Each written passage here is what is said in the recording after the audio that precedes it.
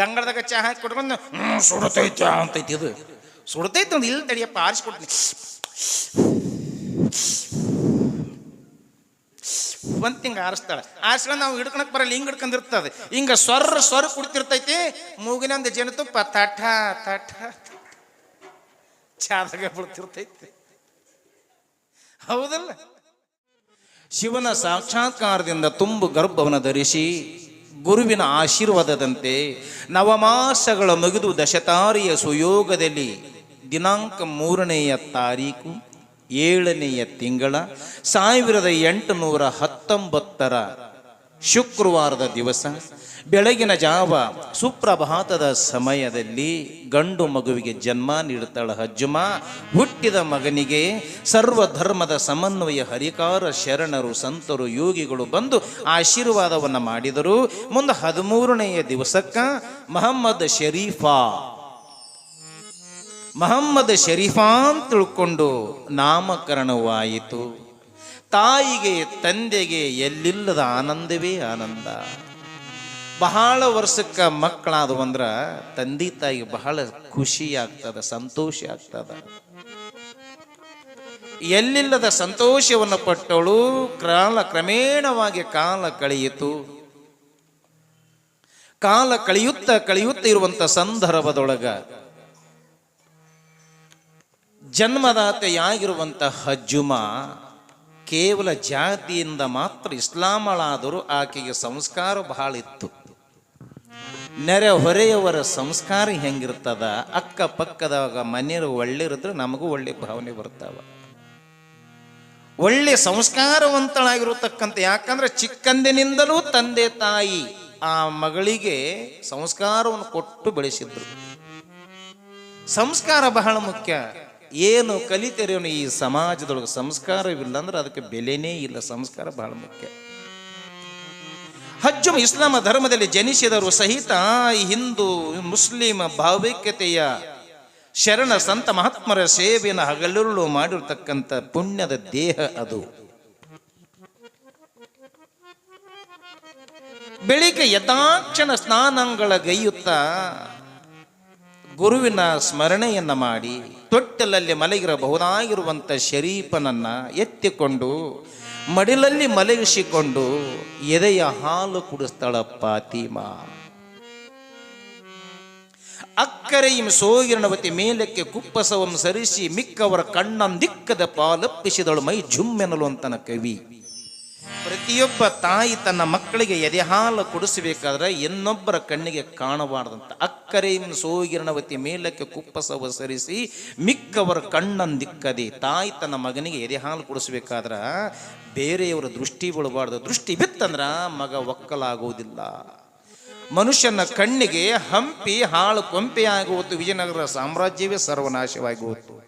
ಅದಕ್ಕೆ ಕವಿಗಳು ಹೇಳ್ತಾರ, ಮಿಕ್ಕವರ ಕಣ್ಣಂದಿಕ್ಕದೆ ಪಾಲಪ್ಪಿಸಿದಳು ಮೈ ಜುಮ್ಮೆನಲು.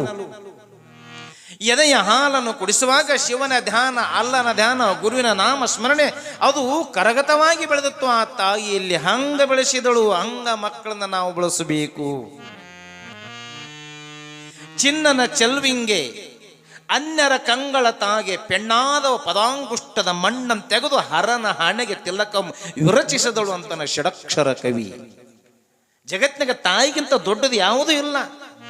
ಚಿನ್ನನ ಚೆಲ್ವಿಂಗೆ, ಚಿನ್ನ ಅಂದ್ರೆ ಬಂಗಾರದಂತ ತನ್ನ ಮಗುವಿಗೆ, ತನ್ನ ಹೆಣ್ಣು ಮಗುವಾಗ್ಲಿ ಗಂಡು ಮಗುವಾಗ್ಲಿ, ತಾಯಿಗಳ ಹಿಂದೆ ಏನ್ ಮಾಡ್ತಿದ್ರು, 35-40 ವರ್ಷಗಳ ಹಿಂದ ನನ್ನ ಮಗನಿಗೆ ದೃಷ್ಟಿ ಆಗಬಾರ್ದು, ನನ್ನ ಮಕ್ಕಳಿಗೆ ದೃಷ್ಟಿ ಆಗಬಾರ್ದು ಅಂತೇಳಿ ಚಿನ್ನನ ಚೆಲ್ವಿಂಗೆ ಅನ್ಯರ ಕಂಗಳ ತಾಗಿ ಪೆಣ್ಣಾದವ ಪದಾಂಗುಷ್ಠದ ಮಣ್ಣನ್ನು ತೆಗೆದು, ತಾಯಿ ತನ್ನ ಎಡಗಾಲ ಮಣ್ಣನ್ನ ಹಿಂಗ ತೆಗೆದು ಆ ಮಕ್ಕಳಿಗೆ ಹಚ್ಚುತ್ತಿದ್ರಂತ. ಈಗ ಬಂದಾವ ಇವೆಲ್ಲ ಏನು ಕಪ್ಪ ಗಿಪ್ಪ ಈಗ ಬಂದಾವ. ಅವಾಗ ತಾಯಿ ತನ್ನ ಪಾದದ ಮಣ್ಣನ್ನ ಮಕ್ಕಳಿಗೆ ಹಚ್ಚಿದದಕ್ಕ ತಾಯಿ ದೇವರು ಅನ್ಕೋಂತ ಸಂಸ್ಕಾರ ಬಂತು. ಮಕ್ಕಳಿಗೆ ನಾವು ಹೆಂಗ ಕೊಡ್ತೀವಿ ಹಂಗ ಸಂಸ್ಕಾರ. ಏನು ಈಗ ದುಡ್ಡಿನ ಬೆನ್ನು ಹತ್ತಿ ಬಿಟ್ಟಿವಿ. ಮಕ್ಕಳ ಅವಶ್ಯಕತೆ ಇಲ್ಲ. ಗಂಡನ ದುಡ್ಕೊಂಬರೋಕೆ, ಹೆಣ್ತಿವ್ ದುಡ್ಕೊಂಬರೋ, ಒಟ್ಟು ರೊಕ್ಕ ರೊಕ್ಕ ರೊಕ್ಕ ರೊಕ್ಕ ರೊಕ್ಕ ಜೀವನ. ಮಕ್ಕಳ ಮೇಲೆ ಮಮತೆ ತಾಯಿಗೆ ಕಡಿಮೆ ಆಗೈತಿ. ಯಾಕಂದ್ರೆ ಕನ್ನಡದ ಅಮ್ಮ ಹೋಗಿ ಇಂಗ್ಲೀಷ್ ಮಮ್ಮಿ ಯಾರ್ಲು, ಕನ್ನಡದ ಅಪ್ಪ ಹೋಗಿ ಇಂಗ್ಲೀಷ್ನಾಗ ದಾಡಿ ದಾಡ್ಯಾ ಏನಂತಾರಲ್ಲ ಅದು ಡ್ಯಾಡಿ ಡ್ಯಾಡಿ ಡ್ಯಾಡಿ ಅದ ಭಾವನೆಗಳು ಸತ್ತು ಹೋಗಕತ್ಯಾವ. ಮಿಕ್ಕವರ ಕಣ್ಣಂದಿಕ್ಕದೆ ಸಂಸ್ಕಾರ ತಾಯಿಗೆ ಮೊದಲು ತಾಯಿ ತಂದೆಗಿರಬೇಕು ಮನೆಯಾಗ ಸಂಸ್ಕಾರ. ತಂದೆ ತಾಯಿ ಇಲ್ಲಂದ್ರೆ ಮಕ್ಕಳೇನಿಲ್ಲ ಕಲಿತಾವ.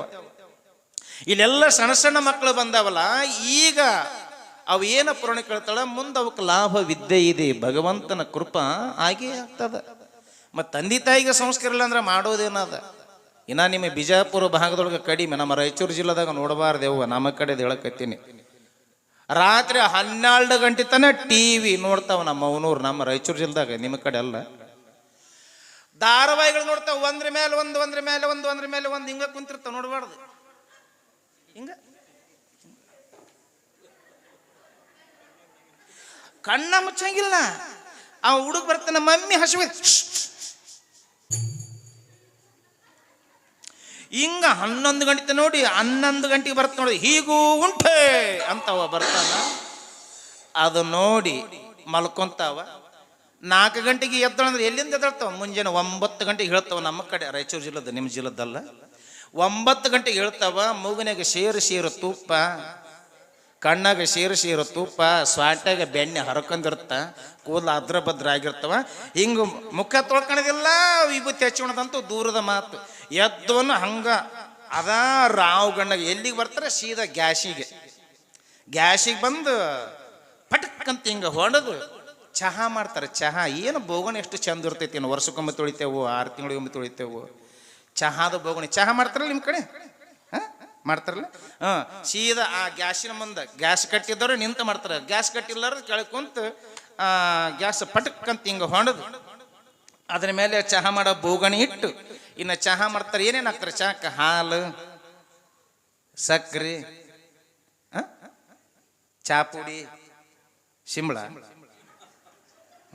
ಸಕ್ಕರೆ, ಚಹಾ ಪುಡಿ ಅವೆಲ್ಲ ಹಾಕಿ ಅದು ಚಹಾ ಕುದಿತಿರುತ್ತಲ್ಲ, ಹಡದವ ಮಾರಿನ ತಕ್ಕೊಂಡಿಲ್ಲ. ಮತ್ತೆ ಮುಖದಾಗ ಲಕ್ಷಣ ಬಾಂದ್ರೆ ಹೆಂಗೆ ಬರ್ತದ? ಕಣ್ಣಾಗ ಮೂಗನಾಗ ಇಲ್ಲೆಲ್ಲ ಸುರ್ಕೊಂಬಿಟ್ಟಿರ್ತ. ಹಿಂಗೆ ಕುಂತಿರ್ತಾಳೆ. ಹಿಂಗೆ ಕುಂತು ಇನ್ನೇನು ಚಹಾ ಕುದೀತಿದೆ, ಚಹಾ ಕುದ್ದಗಳಿಂದ ಒಂದು ಜಳ್ಳಿಗೆ ತೊಗೊಂಡು ಅದನ್ನ ಹಿಂಗೆ ಸೋಸ್ಕೊಂಡು ಗಂಗಾಳದಾಗ ಹಾಕಂತಾರೆ. ಗಂಗಾಳದಾಗ ಹಾಕ್ಯಂದು ಹಿಂಗೆ ಸ್ವರ್ ಕುಡಿತಿರ್ತಾಳ. ಕುಡಿಯೋ ಟೈಮಿಗೆ ಈಕಿ ಮಕ್ಕಳು ಇರ್ತಾವಲ್ಲ, ಅವು ಹೆಂಗಿರ್ಲಿಕ್ಕಲ್ಲ ಲೆಕ್ಕ ಹಾಕ್ರಿ. ಈ ಹಡದವನಿ ಹಿಂಗದಾಳ ಮಾರಿ ತೊಕ್ಕಲಾರ್ದಕ್ಕೆ. ಅವು ಈ ತಾಯಿ ಚಹಾ ಕೊಡುಗೆ ಅವು ಒದರ್ತಾವ, ಯವ್ವಾ ಅಂತ ಒದರ್ತಾವ. ಎಮ್ಮಿ ಕರು ಓದಿರ್ದಂಗ ಆತ. ಯವ್ವಾ ಅಂತೊಂದು ಕೈಯೇ ಯವ್ವ ನಮ್ಮವನ ಗಂಡ ಬಂಗಾರ ಗುಂಡ ಬಾ. ಅದು ಹೊಟ್ಟಿ ಡುಮ್ಮ, ಕೈಕಾಲು ಸಣ್ಣ, ಮಾರಿ ಬಣ್ಣ ಕರ್ಗ, ಇಲ್ಲಿಂದ ಸೊರಿಸಂತ ಹೊಂಟಿರ್ತಾವ. ಹಿಂಗೆ ಎತ್ತತಾವ ಮತ್ತೆ ಮ್ಯಾಗ ಒಳ್ಳಿ ಹಿಂಗೆ ಎತ್ತವ. ಏನು ಬೇಕು? ಯವ್ವ ಮತ್ತೆ ನಾನು ಚಹಾ ಕುಡಿತೀನಿ. ಅಯ್ಯೋ ಯವ್ವ ನಮ್ಮವನ ಗಂಡ ಬಂಗಾರ ಗಂಡ ಬಾ ಅಂತೇಳಿ ಆ ಕೂಸು ಅದು ಮೊದಲು ಒಂದು ನಮ್ಮನೆ ಕರ್ರಗ, ಹೊಟ್ಟೆ ಡುಮ್ಮ, ಕೈಕಾಲು ಸಣ್ಣ, ಮಾರಿ ಬಣ್ಣ ಕರ್ರಗ ಇಟ್ಟಿರ್ತೈತಿ. ಈ ಸೋರ್ತಿರ್ತೈತಿ 2 ಕಡೆ. ಬಾ ಯಪ್ಪ ಅಂತೇಳಿ ತೊಡಿ ಮೇಲೆ ಕುಂದ್ರಸಂಡು ಅವನಿಗೆ ಗಂಗಾಳದಾಗ ಚಹಾ ಹಾಕಿ ಕೊಡ್ತಾಳೆ ಅವ್ರ ಅವ್ವ. ಗಂಗಾಳದಾಗ ಚಹಾ ಹಾಕಿ ಕೊಟ್ಕೊಂಡು ಸುಡತೈತಿ ಅಂತೈತಿ. ಇದು ಸುಡ್ತೈತಿ ಒಂದು ಇಲ್ಲಿ ತಡಿಯಪ್ಪ ಆರಿಸ್ಕೊಡ್ತೀನಿ ಅಂತ ಹಿಂಗೆ ಆರಿಸ್ತಾಳೆ. ಆರಿಸ್ಕೊಂಡು ನಾವು ಹಿಡ್ಕೊಳಕ್ ಬರಲ್ಲ, ಹಿಂಗೆ ಹಿಡ್ಕೊಂಡಿರ್ತದೆ. ಹಿಂಗೆ ಸ್ವರ್ ಕುಡ್ತಿರ್ತೈತಿ. ಮೂಗಿನ ಒಂದು ಜೇನುತುಪ್ಪ ತಠ ಚಾದಾಗ ಬಿಡ್ತಿರ್ತೈತಿ. ಹೌದಲ್ಲ? ತಂದೆ ತಾಯಿಗೆ ಸಂಸ್ಕಾರ ಇಲ್ಲ ಅಂದ್ರೆ ಮಕ್ಕಳಿಗೆ ನೀ ಯಾವಾಗ ಕೊಡ್ತಿದ್ದೆ ಸಂಸ್ಕಾರ? ಮೊದಲು ತಂದೆ ತಾಯಿಗೆ ಸಂಸ್ಕಾರ ಬೇಕು. ಬೆಳಗಿನ ಜಾವ ಸುಪ್ರಭಾತದ ಸಮಯದಲ್ಲಿ ಎದ್ದು ತಣ್ಣೀರ ಸ್ನಾನವನ್ನು ಮಾಡಿ ಗುರುವಿನ ನಾಮ